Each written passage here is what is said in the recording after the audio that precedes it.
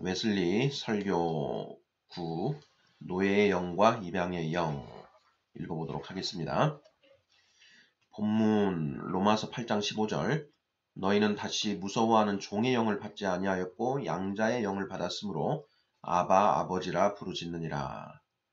해설 1746년에 출판된 이 설교는 인간의 세 가지 상태, 즉 자연적인, 율법적인, 복음적인 인간이라는 구분에서 출발한다. 그리고 선행적 은총에 의해 회복된 양심이 있으므로 순수한 자연적인 상태란 없다는 것을 설명한다. 그러므로 율법 아래 사는 사람들이 하나님께서 제공하시는 용서를 받아들이고 하나님의 천사들처럼 기뻐하고 사랑하도록 초대하는 것으로 결론을 짓는다. 네, 이렇게 되어 있는데요. 여기에 자연적인, 율법적인, 복음적인 인간 이렇게 세 가지로 구분을 하고 있습니다. 저의 경우에는 이제 성경을 묵상하면서 가주고 세대, 율법 세대, 성령 세대 이렇게 구분을 했었는데 지금 웨슬리 선생은 인간의 세 가지 상태라고 해서 자연적인, 율법적인, 복음적인 인간, 즉 자연적인 인간, 율법적인 인간, 복음적인 인간 이렇게 세 가지로 구분을 했습니다. 저의 구분과 거의 그 같은 맥락으로 보여지고요. 그리고 이제 여기에 선행적 은총에 의해 회복된 양심이 있으므로 순수한 자연적인 상태란 없다. 네, 이렇게 표현을 하고 있는데 바로 이 부분이 저의 경우에는 가주고 세대는 이제 선악과를 먹고 에덴 동산에서 아담과 하와가 쫓겨날 때 창세기 3장 21절을 보면 이제 하나님이 가죽옷을 지어서 입혀주셨다 이렇게 되어 있는데 그 가죽옷이 상징하는 것이 이제 저의 경우에는 성경을 통해서 인간에게 있는 그 이성과 양심 그리고 전도서에 피력된 영원을 사모하는 마음 전도서 2장으로 기억이 되는데요. 바로 그러한 그 세 가지가 그 가죽옷이 표상하는 것 아니냐 저는 이렇게 묵상을 했습니다. 그런데 그 부분을 웨슬리 선생은 이 선행적 은총으로 이렇게 이해를 하고 있다라는 것을 알 수 있습니다. 자, 설교문 시작해 보도록 하겠습니다. 먼저 서론 파트를 읽어보죠. 설교문 성 바울은 여기서 믿음으로 말미암아 하나님의 자녀가 된 사람들에게 말합니다. 참으로 하나님의 자녀인 여러분은 하나님의 영을 마셨습니다. 여러분은 다시 두려움에 빠지게 하는 노예의 영을 받은 것이 아닙니다. 그런 것이 아니고 여러분은 자녀가 되었으므로 하나님께서는 여러분의 마음에 그의 자녀로 입양되는 영을 보내주신 것입니다. 여러분은 자녀로 입양되게 하는 영을 받았습니다. 그래서 우리는 그 영에 의하여 하나님을 아버지라 부르게 되었습니다. 로마서 8장 15절 노예와 두려움의 영은 이 사랑스러운 아들의 신분을 주는 영과는 멀리 떨어져 있습니다. 노예의 두려움에 빠져 있는 사람들은 하나님의 자녀라고 불릴 수는 없습니다. 하지만 그 중에 어떤 사람들은 하나님의 종으로 불려도 좋을지 모릅니다. 그들은 하나님 나라에서 멀지 않습니다. 그러나 인류의 대부분, 아니 그뿐 아니라 기독교적 세계라 불리는 것의 대부분이 이 정도에까지도 도달되지도 못한 것이 아닌가 하고 나는 두려워하지 않을 수 없습니다. 실상 그들은 아직 거기 도달하기에는 멀었고 그들이 생각하는 일 모두에 하나님은 없습니다. 하나님을 사랑하는 사람들은 소수에 불과합니다. 하나님을 두려워하는 사람들은 더 많이 있을 것입니다. 그러나 대부분의 사람들은 그들의 눈으로 하나님을 두려워하지도 않으며 마음속으로 하나님을 사랑하지도 않습니다. 아마도 하나님의 긍휼로서 이제는 더 좋은 영을 받은 여러분 대부분은 여러분들이 그들과 마찬가지로 동일하게 정죄되었을 때를 기억할 것입니다. 그러나 처음에는 여러분들이 날마다 당신들의 죄와 당신들의 피 가운데서 방황하고 있었으나 그것을 알지 못했습니다. 그리고 마침내 적당한 때에 당신들은 두려움의 영을 받았습니다. 여러분은 그것을 받은 것입니다. 왜냐하면 그것 또한 하나님의 선물이기 때문입니다. 그리고 두려움이 사라지고 난 후에야 사랑의 영이 여러분의 마음을 채운 것입니다. 두려움도 사랑도 없는 최초의 마음 상태에 있는 사람을 성경은 자연적인 인간이라고 부르고 있습니다. 노예와 두려움의 영 아래에 있는 사람은 가끔 율법 아래 있는 사람이라고 말합니다. 물론 이 표현은 보다 자주 유대교의 율법에 속한 모든 의식과 예식을 지켜야 한다고 생각하는 사람의 일을 의미하고 있지만, 그러나 두려움의 영 대신 사랑의 영을 받은 사람은 은혜 아래 있다고 말하는 것이 적당합니다. 이리하여 우리가 어느 영에 속해 있는가를 아는 일은 우리에게 매우 중요하므로 나는 첫째로 자연적인 사람의 상태, 둘째로 율법 아래 있는 사람의 상태, 셋째로 은혜 아래 있는 사람의 상태를 분명하게 지적하려고 합니다. 네, 여기까지가 이제 서론 부분이 되겠고요. 서론 파트에서 지금 세 가지 자연적인 사람, 율법 아래에 있는 사람, 은혜 아래에 있는 사람 이렇게 세 가지 부분을 나누고 있습니다. 자, 여기에서 사도 웨슬리 선생은 노예와 두려움도 사랑도 없는 최초의 마음 상태에 있는 사람을 성경은 자연적인 인간이라 부르고 있다라는 부분 먼저 이렇게 기술을 하고 있습니다. 고린도전서 2장 14절 육에 속한 자 이렇게 표현이 되고 있죠. 자, 그 다음에 율법 아래에 있는 사람은 노예와 두려움의 영 아래에 있는 사람이다. 이렇게 표현을 하고 있고요. 그리고 이제 마지막으로 복음적인 은혜 아래에 있는 사람, 복음적인 사람은 두려움의 영 대신 사랑의 영을 받은 사람이다. 이렇게 또 표현하고 있습니다. 네, 이 부분을 좀 유념해서 살펴보면 되겠고요. 자, 이제 그 뒤에는 본문에서는 자연적인 사람, 율법 아래에 있는 사람, 은혜 아래에 있는 사람을 따로따로 구분해서 살펴보는 형태로 진행되고 있습니다. 자, 본문 첫 번째 자연적인 사람 부분 읽어보도록 하겠습니다. 자, 그러면 첫째로 자연적인 사람의 상태를 이야기해 보겠습니다. 성경은 이것을 잠자고 있는 상태로 표현하고 있습니다. 그 사람을 향한 하나님의 음성은 잠자는 자여 일어나라입니다. 왜냐하면 그의 영혼은 깊은 잠 속에 있으며 그의 영적 지각은 깨어나지 않으며 그 지각은 영적인 선도 악도 구별하지 못하기 때문입니다. 그의 이해의 눈은 감겨져 있습니다. 그의 눈은 전적으로 봉합되어 있어 보지 못합니다. 그 눈 위에는 끊임없이 구름과 암흑이 머물러 있습니다. 왜냐하면 그는 사망의 음침한 골짜기에 누워있기 때문입니다. 따라서 영적인 일에 관한 지식이 들어올 입구가 없으며 그의 영혼에 접근하는 길이 모두 폐쇄되어 있기 때문에 그가 알고자 가장 관심을 기울이는 무슨 일에서든지 굉장히 어리석은 무지 속에 있습니다. 그는 마땅히 알아야 할 분으로서 하나님에 대해서 아무것도 알지 못하고 하나님에 대하여 전적으로 무지합니다. 그는 실로 내적 영적 의미에서 하나님의 율법에 대하여 전적으로 문외한입니다.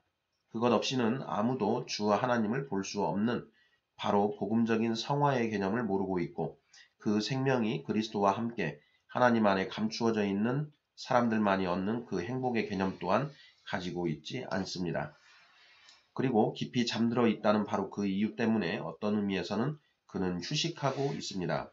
그는 맹인이기 때문에 또한 안심하고 있습니다. 그는 다음과 같이 말합니다. 그럼 내게 무슨 해로운 일이 일어날 것인가? 모든 방면에서 그를 뒤덮고 있는 암흑이 어떤 평화 속에 그를 버려둡니다. 물론 악마적 행위 그리고 현세적 악마적 정신과 평화가 일치하는 한에서 이기는 합니다만 그는 자기가 낭떠러지의 가장자리에 서 있다는 사실을 보지 못합니다. 그러므로 그는 그것을 두려워하지 않습니다. 그는 자신이 알지 못하는 위험 때문에 떨 수는 없습니다.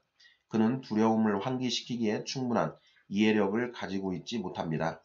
왜 그는 전혀 하나님에 대한 두려움 속에 있지 않습니까? 그것은 그가 전적으로 하나님에 관해서 무지하기 때문입니다. 마음속으로 하나님은 없다. 혹은 주는 하늘가에 앉으셔서 굽히사 땅 위에서 되는 일들을 보려고 하시지 않는다고 말하지 않더라도 하나님은 자비로우시다고 말하는 것으로 그는 만족하는데 그것은 바로 에피쿠로스주의자, 향락주의 철학자의 모든 의도와 목적을 만족시키는 말입니다. 그리고 또 다루기 힘든 자비의 개념 속에 하나님의 거룩하심과 죄에 대한 모든 본질적인 혐오, 하나님의 정의, 지혜, 진실 그 모두를 혼돈시켜서 삼켜버리고 마는 것입니다. 하나님께서 주신 율법에 복종하지 않는 사람들을 향하여 바라시는 보복을 그는 전혀 두려워하지 않습니다. 왜냐하면 그는 그것을 이해하지 못하기 때문입니다. 그는 그 율법의 핵심이 이러이러한 일을 하는 것, 외적으로 비난받지 않는 것이라고 상상하여 그것이 마음의 모든 기질, 욕구, 사고, 마음의 움직임까지 미치고 있다는 것을 이해하지 못합니다.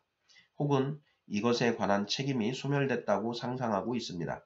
그리스도께서는 율법이나 예언자들의 말을 폐하기 위하여 그 백성을 죄에서가 아니요 죄 가운데 있는 그대로 구원하시고 성결함이 없이 그들을 하늘로 데려가시기 위하여 오신 것이라고 상상하고 있습니다. 그런데 그리스도 자신의 발언은 이렇습니다. 율법의 1.1획도 결코 없어지지 않고 다 이루어질 것이다. 나더러 주여 주여 하는 자마다 하늘나라에 들어가는 것이 아니라 하늘에 계신 내 아버지의 뜻을 행하는 자라야 들어갈 것이다. 그는 자신에 대해서 전혀 무지하기 때문에 안심하고 있습니다. 그러므로 그는 머지않아 회개하겠지요 라고 말합니다. 실로 그것이 언제일지 그는 정확하게는 모르지만 그가 죽기 전에 어느 때일 것입니다. 그렇게 하는 일은 전적으로 자기의 힘으로 가능하다고 가정하고 있습니다. 자기가 하려고 한다면 자기가 회개하는 것을 누가 방해할 것입니까? 단지 한번 결심만 한다면 좋은 것이므로 걱정하지 않아도 그는 훌륭하게 회개할 것입니다. 그러나 이 무지가 교양인이라고 일컬음을 받는 사람들에게만큼 강하게 빛을 반짝이는 일은 결코 없습니다.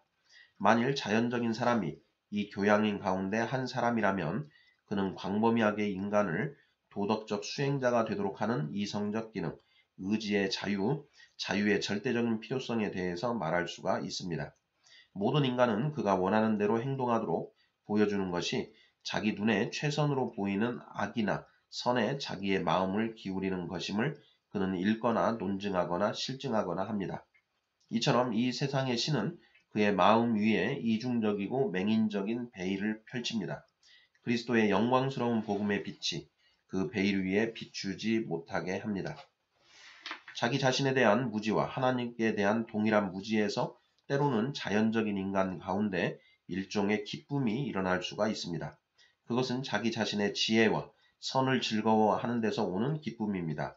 그리고 세상이 기쁨이라고 부르는 것을 그는 가끔 소유할 수 있습니다. 그는 여러 가지 종류의 일에 쾌락을 가질는지 모릅니다. 육신의 정욕 혹은 안목의 정욕 혹은 이생의 자랑으로 만족하는 것입니다.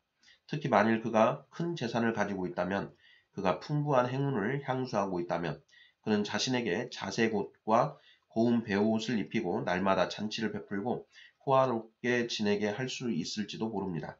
그리고 이처럼 그가 잘 지내고 있는 한 의심 없이 사람들은 그에 대하여 좋게 말할 것입니다. 사람들은 그는 행복한 사람이다 라고 말할 것입니다. 왜냐하면 실제로 이것이 모든 현세적인 행복의 총체적 만족이기 때문입니다. 즉 몸을 단장하고 방문하고 이야기를 하고 먹고 마시고 놀기 위해 일어서는 것이 모든 행복의 총체적 요소인 것입니다. 만일 이러한 상황 속에 있는 그런 사람들 중에 한 사람이 아편처럼 죄의 마취제를 투약받고 대낮에 꿈꾸면서 자기는 위대한 자유 안에서 살아가고 있다고 상상할지라도 그것은 놀랄만한 일이 못 됩니다.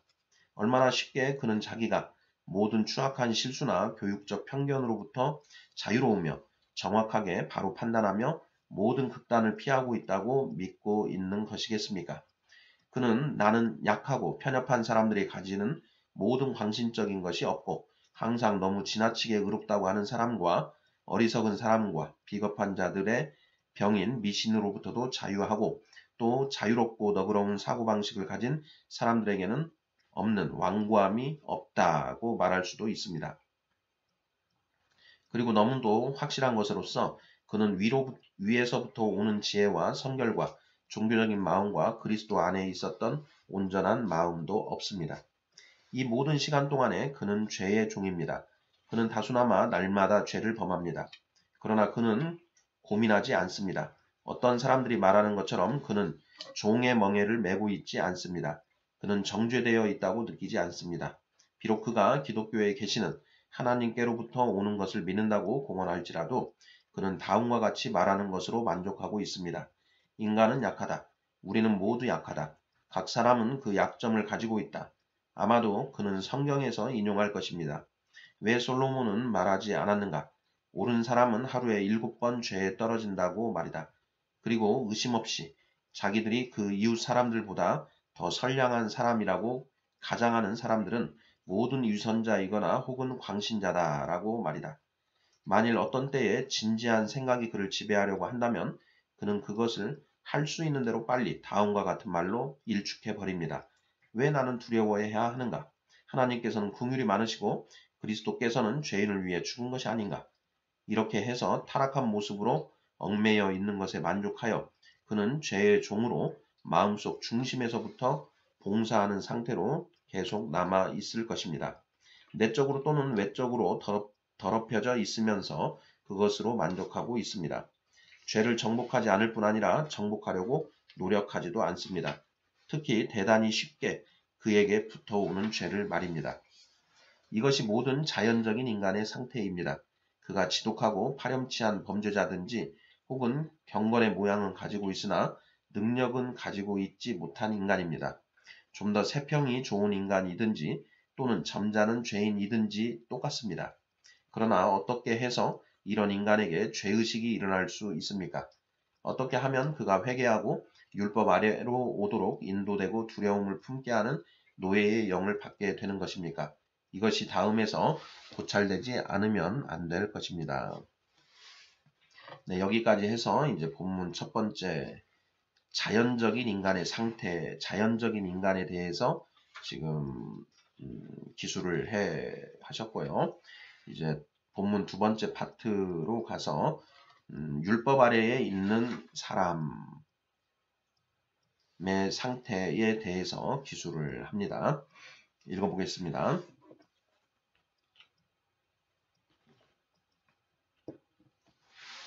어떤 두려운 섭리 혹은 성경적 실증과 함께 사용되는 하나님의 말씀에 의하여 하나님께서는 흑암과 죽음의 그늘 속에 누워 잠자고 있는 자의 마음에 부딪힙니다.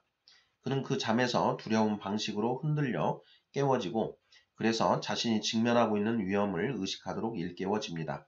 그것은 순간의 사건일는지도 모르고 점차적인 사건일는지도 모르지만 그의 이해의 눈이 열리고 또 이제 처음으로 그를 둘러싸고 있는 참 모습을 분별합니다. 두려운 빛이 그의 영혼 위에까지 돌파해 옵니다.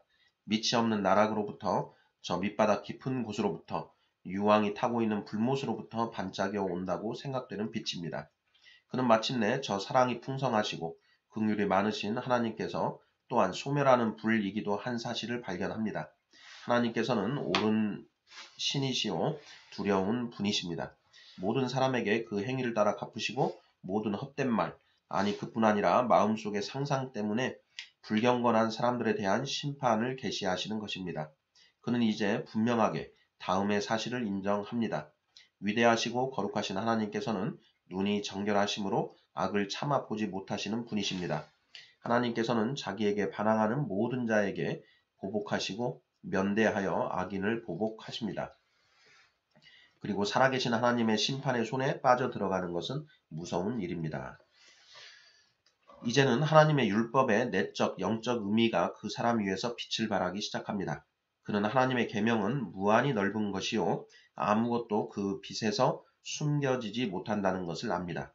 그는 그 계명의 모든 부분이 단지 외적 행위의 죄 혹은 복종에만 관계하지 아니하고 하나님의 눈 이외에 어느 누구의 눈도 꿰뚫어 볼 수 없는 비밀한 영혼의 내면에서 일어나는 것에 관계하고 있음을 확신하게 됩니다.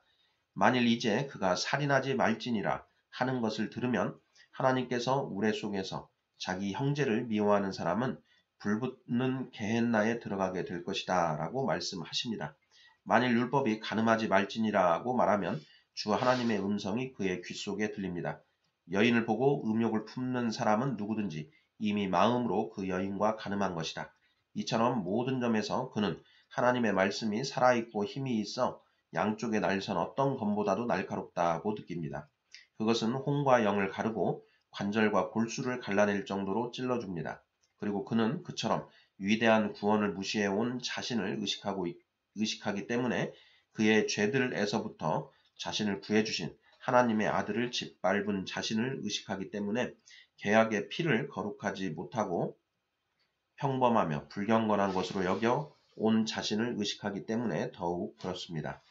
그리고 지음받은 것이 하나님 앞에 나타나지 않는 것이 없고 모든 것이 벌거숭이요 그의 눈앞에 드러나 있어서 우리는 그에게 모든 것을 고해야 한다는 것을 아는 것처럼 또한 그는 자기가 벌거숭이요 자신이 꿰맨 모든 무화과 나무 잎사귀로부터 벗겨져 있다는 것을 압니다.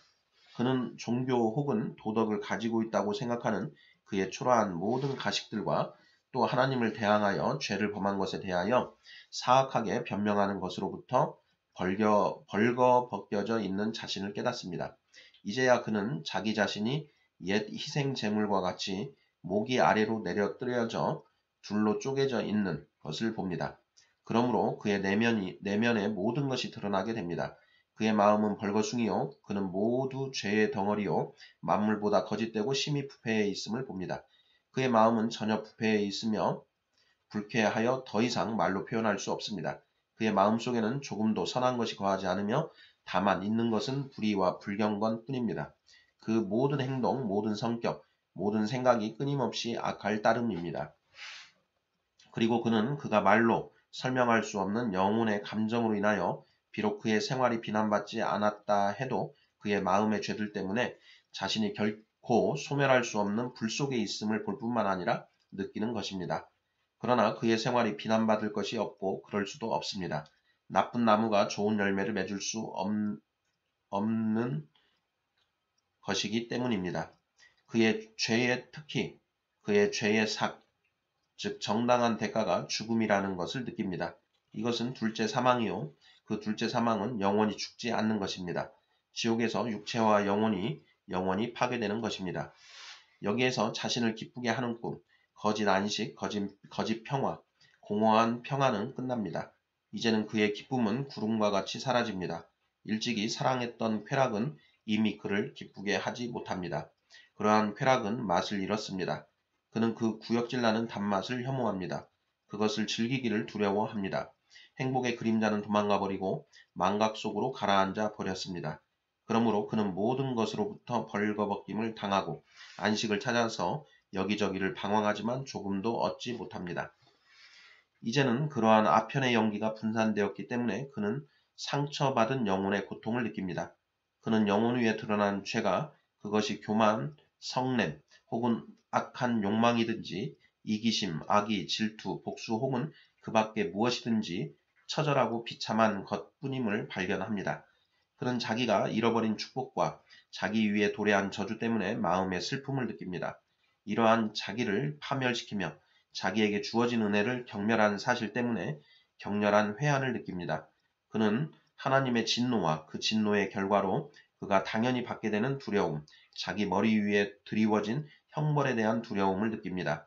그는 또한 지옥의 문이요 영원한 사막의 입구인 죽음에 대한 두려움, 하나님의 진노와 정당한 복수의 집행관인 악마에 대한 두려움, 거기다 만일 인간들이 그의 몸을 죽일 수 있다면 그의 몸과 영혼 모두를 지옥에 던질 수 있는 인간들에 대한 두려움을 느낍니다.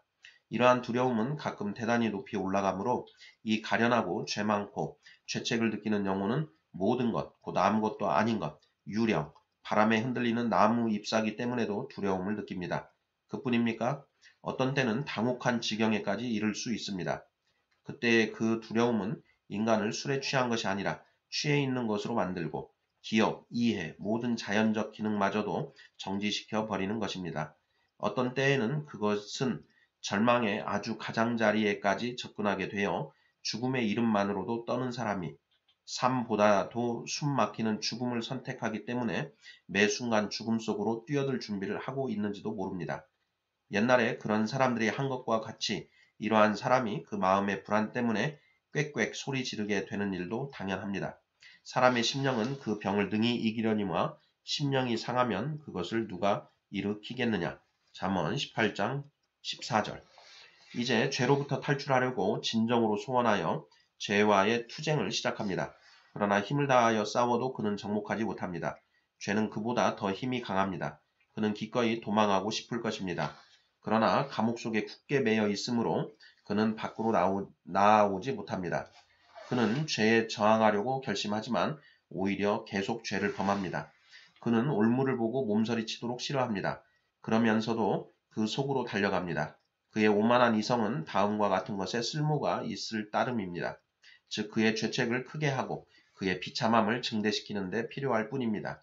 그의 의지의 자유란 다음과 같은 것입니다. 다만 악을 향해 자유로우며 악을 짓기를 물마심과 같이 하는 일에 자유로우며 살아계신 하나님에게서 점점 멀리 방황하며 더구나 은혜의 성령을 모욕하는 자유입니다. 자유하려고 그가 노력하고 소원하며 심신을 애쓰면 애쓸수록 그는 그의 쇠사슬, 죄를 슬퍼하는 사슬을 느낍니다. 그 사슬로 사탄은 그를 결박하여 죄의 법 아래 그를 사로잡아 가두는 것입니다. 그는 매우 불만을 품고 있지만 사탄의 종입니다. 그는 반항하지만 이길 수가 없습니다. 그는 여전히 죄 때문에 노예와 두려움의 멍에에 매여 있습니다. 일반적으로 성질, 습관 혹은 외적인 어떤 정황에 의하여 그가 특히 그리로 향할 가능성이 있는 어떤 외적인 죄 때문에 거기 얽매여 있는 것입니다. 그러나 언젠가는 어떤 내적인 죄, 어떤 악한 성질 혹은 신성하지 않은 애정 때문에 거기에 얽매여 있는 것입니다. 그가 그 내적 죄에 대해서 애를 태우면 태울수록 그것은 승리를 얻고 맙니다. 그는 그 죄의 사슬을 물어 뜯을 수는 있을 것이나 깨뜨릴 수는 없습니다. 이처럼 그는 끝없이 애를 씁니다.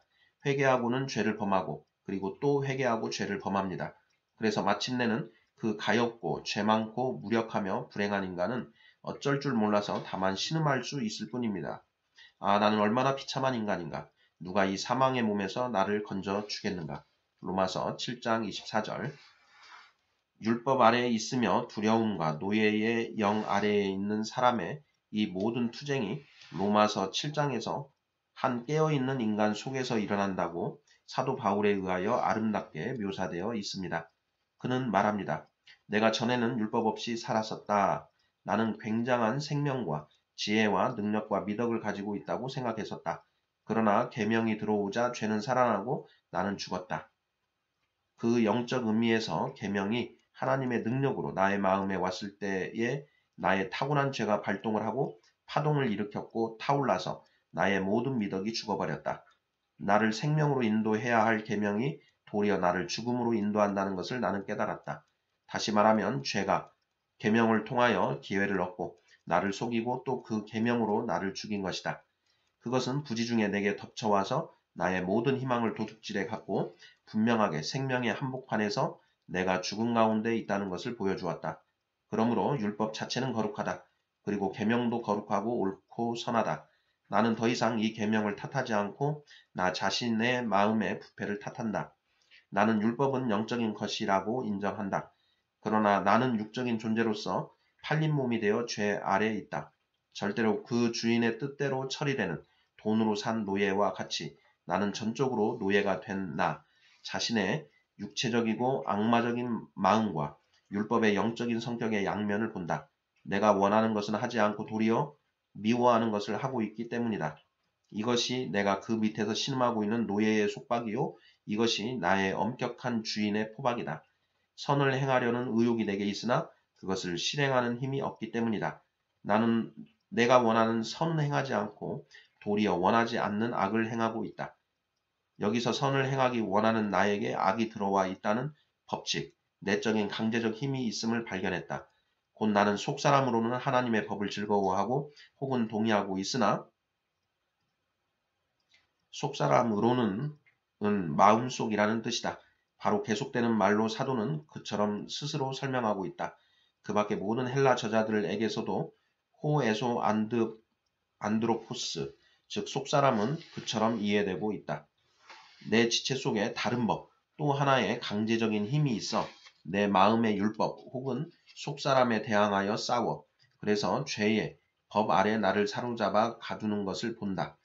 그것은 이를테면 나를 정복한 자가 그 전차의 바퀴로 나를 잡아 끌어 내 영혼이 몸서리치도록 싫어하는 바로 그것으로 끌고 가는 것이다. 아, 나는 얼마나 비참한 인간인가. 누가 이 사망의 몸에서 나를 건져낼 것인가.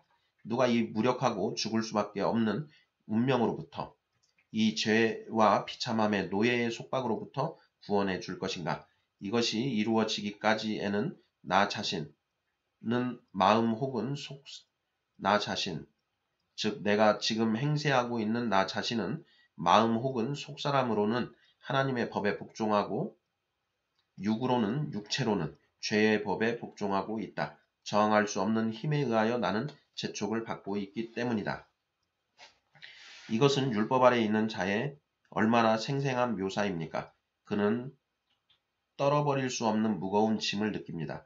그는 자유와 힘과 사랑을 갈망하지만 오히려 두려움을 품게 하는 노예의 속박에 매여 있습니다. 그것은 이 비참한 사람이 그 죄의 노예의 속박으로부터, 그 죽음의 몸으로부터 누가 나를 구원해 줄 것입니까? 하고 부르짖음에 대하여 하나님께서 당신의 주 예수 그리스도로 인한 하나님의 은혜라고 대답하실 때까지 계속되는 것입니다. 네, 여기까지 해서 본문 두 번째 파트, 율법 아래에 있는 자, 즉 노예 상태, 노예의 영을 받은 자의 그 상태에 대해서 기술을 하고 있습니다. 웨슬리 선생은 여기에서 로마서 7장의 기술을 가져오고 있는데요. 네, 이 부분은 이제 전적으로 저의 묵상과 동일한 것 같습니다. 칼뱅 선생은 이제 로마서 7장 24절 오호라 나는 공고한 자로다. 누가 이 사망의 몸에서 나를 건져낼 것인가? 라고 되어 있는 이 로마서 7장 24절을 이제 성령을 받은 성령 세대의 사람의 이제 그런 절규로 이렇게 이해를 하고 있는데, 웨슬리 선생은 이 로마서 7장 24절 말씀을 율법 아래에 있는 자, 율법 세대, 성령을 받기 전에 그 사람의 상태를 묘사한 것이다 라고 이해를 하고 있는 것으로 보여집니다. 자, 이제 본문 세 번째 파트, 이제 복음 아래에 있는 자, 즉 성령을 받아서 거듭난 사람들, 성령 세대에 관한 그런 기술 내용이 이어지겠는데요. 자, 읽어보도록 하겠습니다.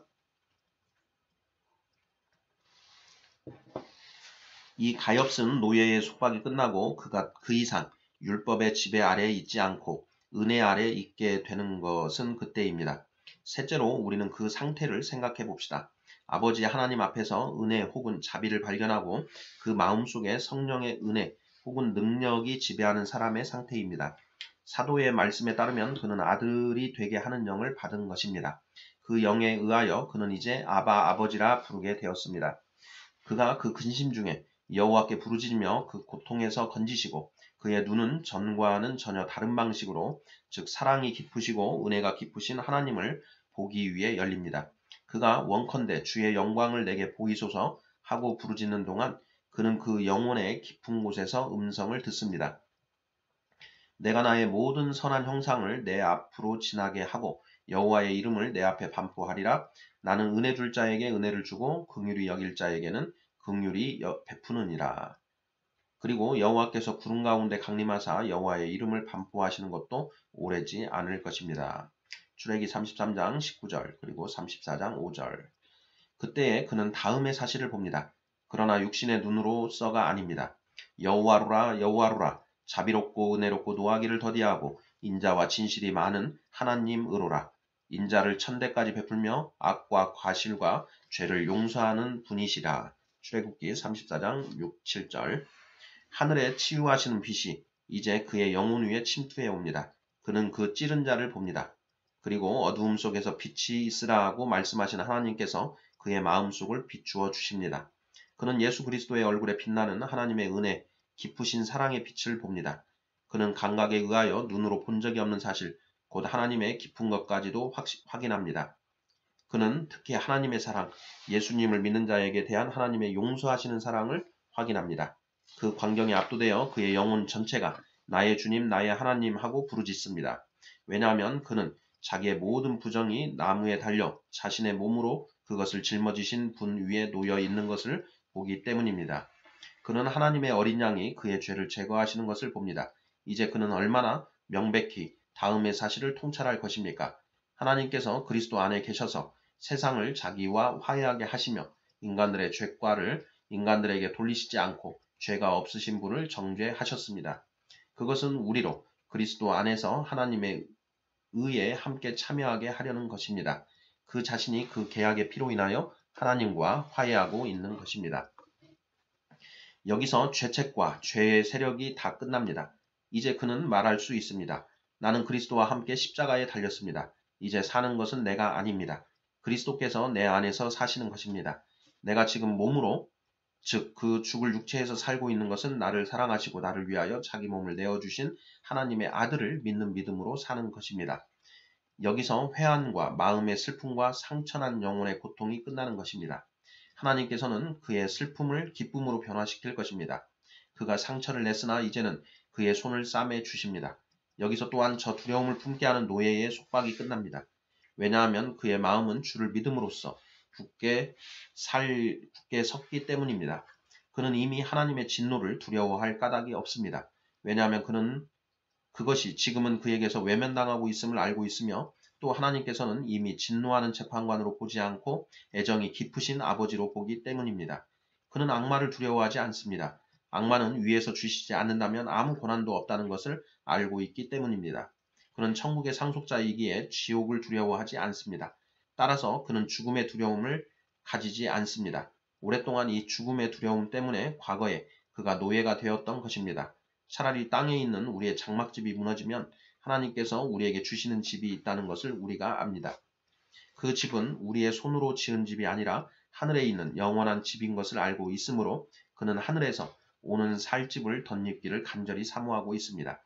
죽을 것이 생명의 삼킨 바 되게 하기 위해 이 땅 위의 장막을 벗으려고 열망합니다. 그를 이 일에 합당하게 해주신 분은 하나님이시다. 그리고 그분은 그 보증으로 성령을 그에게 주셨다는 것을 알고 있기 때문입니다. 그리고 주의 영이 계신 곳에는 자유가 있습니다. 다만 죄책과 두려움으로부터의 자유일 뿐이 아니요 죄로부터의 저 모든 속박 가운데 가장 무거운 것으로부터의 저 모든 노예의 속박에 가장 천한 것으로부터의 자유이기도 합니다. 이제는 그의 노고가 무익한 것이 아닙니다. 함정은 부서졌고 그는 구출을 받았습니다. 그는 다만 싸울 뿐만 아니라 이기는 것입니다. 그는 단지 다툴 뿐만 아니요 정복하는 것입니다. 그는 이미 죄의 노예가 되지 않습니다. 그는 죄에 대하여는 죽은 자요 하나님께 대하여는 산 자입니다. 그는 죄가 그의 죽을 몸을 지배하지 못하게 하여 육체의 욕정에 굴복하는 일이 없습니다. 그는 그 지체를 죄에 내어주고 불의의 도구가 되게 하지 않습니다. 오히려 그 지체를 하나님께 바쳐 의의 도구가 되게 합니다. 왜냐하면 그는 이제 죄에서 해방되어 의의 종이 되었기 때문입니다. 이와 같이 우리 주 예수 그리스도를 통하여 하나님과 화평하게 되었으며 하나님의 영광에 함께 참여할 것을 바라면서 기뻐하는 것이며 모든 죄, 모든 악한 욕구, 악한 성질, 악한 말, 악한 행위를 지배하는 능력을 가지고 있으므로 그는 하나님의 자녀들이 누릴 영광의 자유 위에 산 증인입니다. 하나님의 자녀들은 모두 같은 귀한 믿음에 참여하고 있으므로 한 목소리로 증언합니다. 우리는 아들이 되게 하는 영을 받았습니다. 그래서 우리는 그 영에 의하여 하나님을 아바 아버지라 부르게 되었습니다. 이 영이 끊임없이 그들 속에서 활동하셔서 자기의 기뻐하시는 뜻을 따라 의욕을 일으켜 일하게 하시는 것입니다. 이 영이 하나님의 사랑과 전 인류의 사랑을 그들의 마음속에 부어주는 것입니다. 그로 인하여 그들의 마음은 이 세상의 사랑, 육신의 정욕, 안목의 정욕, 이생의 자랑으로부터 정화되는 것입니다. 이 영으로 인하여 그들은 분노와 교만으로부터 모든 비열한 그리고 무절제한 정욕으로부터 구원을 받습니다. 그 결과 그들은 악한 말과 행위로부터 모든 깨끗하지 않은 사귐으로부터 구원을 받습니다. 어떤 사람의 자손에게도 전혀 악을 행하지 않으며 모든 선한 행위를 하는데 열중하기 때문입니다. 이상의 모든 것을 요약한다면 자연적인 인간은 하나님을 두려워하지도 사랑하지도 않습니다. 율법 아래에 있는 사람은 두려워합니다. 은혜 아래에 있는 사람은 하나님을 사랑한다는 것이 됩니다. 첫째의 사람은 하나님의 일에 대해서 조금도 빛을 가지고 있지 못하며 전혀 어두움 속을 걷습니다. 둘째의 사람은 아픈 지옥의 불빛을 봅니다. 셋째의 사람은 기쁜 하늘의 빛을 봅니다. 죽음 속에서 잠자고 있는 자는 거짓 평화를 가지고 있습니다. 깨어있는 자는 전혀 평화를 가지고 있지 못합니다. 믿음이 있는 자는 하나님의 평화가 그 마음을 채워 지배하므로 참된 평화를 가지고 있습니다. 세례를 받았든지 받지 않았든지 이교도는 세례를 받은 이교도란 일찍이 세례를 받았지만 이제는 전혀 이교도로 살고 있는 사람의 뜻. 자, 이교도는 상상의 자유, 그것은 실상 방종이지만 상상의 자유를 가지고 있습니다. 유대인 혹은 유대교가 하나님의 정하신 구원의 수단으로 여기는 섭리 아래 있는 사람은 무겁고 슬픈 노예의 속박에 매여 있습니다. 그리스도인은 하나님의 자녀가 가지는 참되고 빛나는 자유를 즐깁니다. 깨어나지 않은 악마의 자녀는 즐겨 죄를 범합니다. 하나님의 자녀는 죄를 범하지 않으며 하나님에게서 나신 분은 그 사람을 지켜 주심으로 악한 자가 그를 해치지 못합니다. 결론을 말한다면 자연적인 사람은 죄에 대하여 싸우지만 정복할 수가 없습니다. 은혜 아래 있는 사람은 싸워서 정복합니다. 그뿐 아니라 그를 사랑해 주시는 그분으로 말미암아 그 모든 일에서 이기고도 남음이 있습니다. 네, 여기까지 해서 본문 세 번째 파트 해서 복음 아래 있는 자, 은혜 아래 있는 자, 성령 세대에 대해서 이제 기술을 했습니다. 지금 여기 마지막 부분은 결론에 포함을 시켜도 될 것 같은데 이 책에서는 마지막 읽은 부분을 결론 파트에 넣지 않았네요. 자, 그러고 나서 이제 마지막 마무리를 짓습니다. 이 마무리 부분을 읽어보도록 하겠습니다.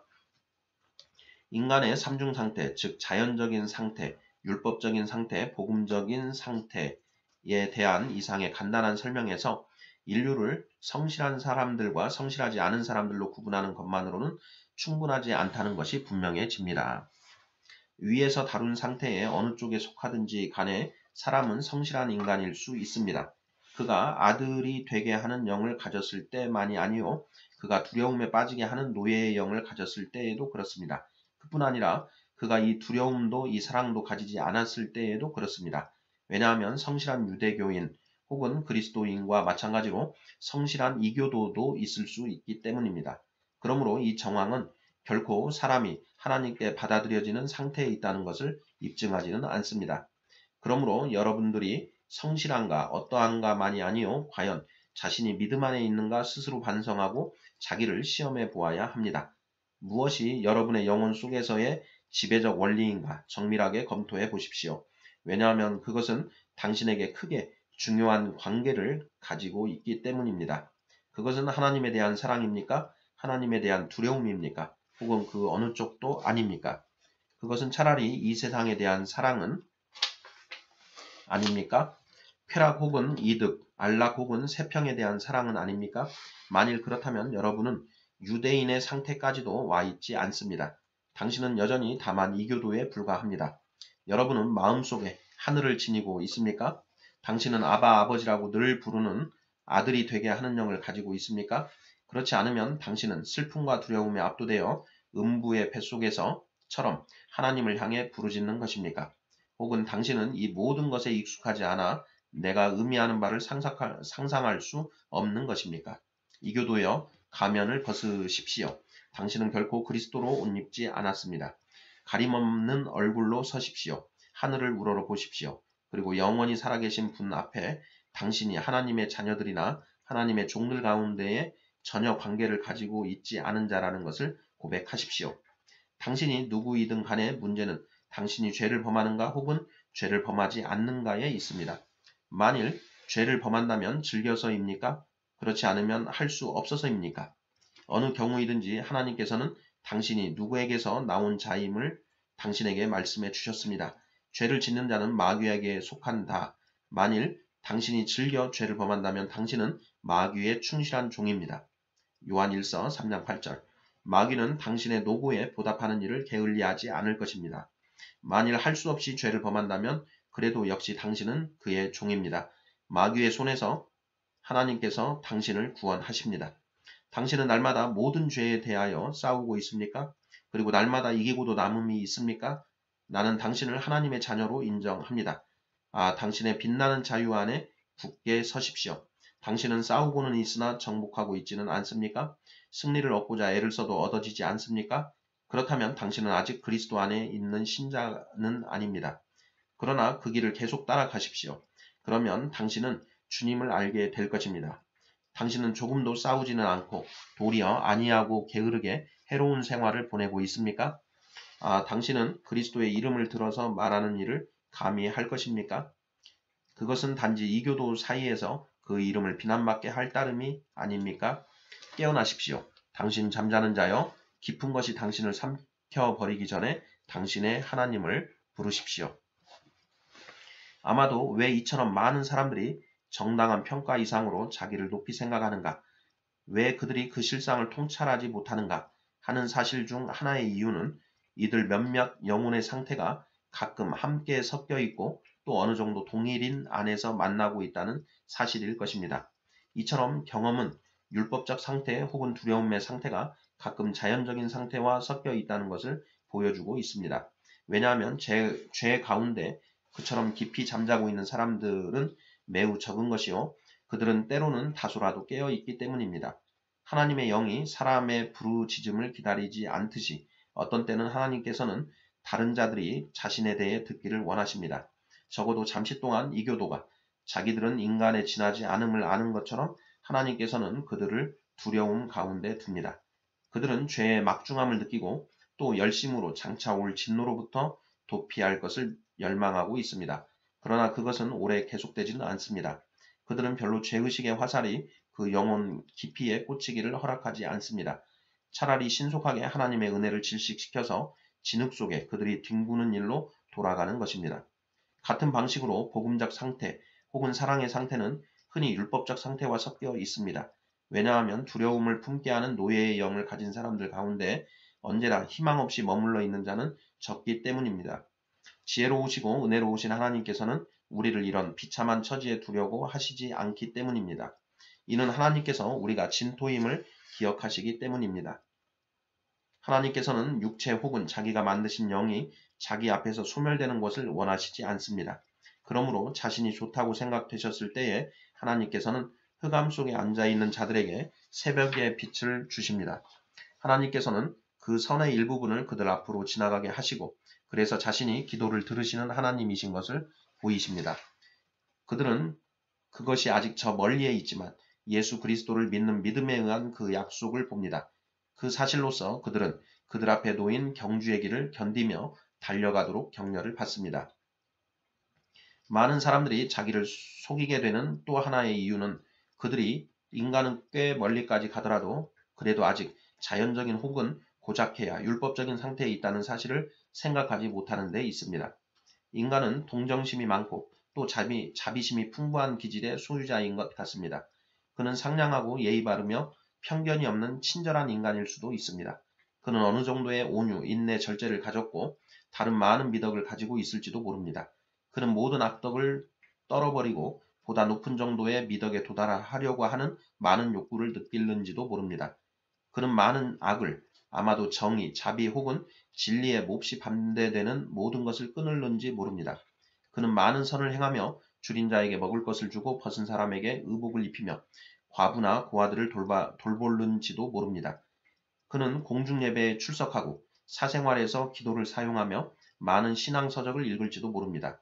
그러면서 역시 이 모든 것에도 불구하고 그는 자기 자신도 하나님도 모르는 단순한 자연적인 인간일지도 모르는 것입니다. 이런 경우에 그는 회개한 일도 없고 또 복음을 믿은 일도 없고 두려움을 품게 하는 영에 대해서도 또는 사랑의 영에 대해서도 모두 낯선 사람입니다.